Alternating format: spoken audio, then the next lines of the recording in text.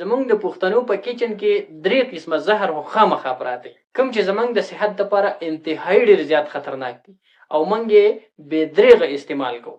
دا دومره نقصانی دي چې دا زمونږ صحت ته انتهایی ډیر زیات نقصان ورکوي، زمونږ صحت تباه کوي. بیا هم مونږ د دې ډیر زیات بې دریغه استعمال کوو. او تاسو ته ما ویل د هر پښتون په کچن کې دغه 3 قسمه زهر خامخا پراته دي، که چینی دي، که مالګه ده او که ډالډه غوړي دي. دې ته ویل کېږي وایټ پوایزن، سپین زهر. دا زمونږ صحت ته ډیر زیات نقصان راکوي او مونږ په دې باندې مړ یو.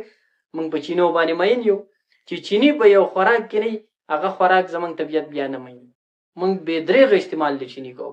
په غوړو باندې مونږ مړ یو چې په کم خوراک کې په کم سالن کې غوړي نه کنه نو زمونږ گزاره نه کیږي.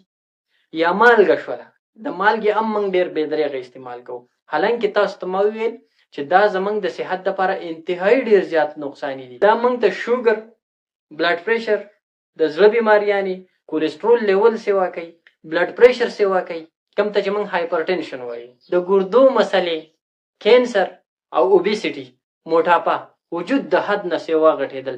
دا قسم خطرناکې مسلې که په هغه کې بلډ پریشر دی، که په هغه کې د زړه بیماریانې دي، که د ګردو بیماریانې دي، که کینسر دی، که شوګر دی، که موټاپا ده، که کولیسټرول لیول سیوا کول دي.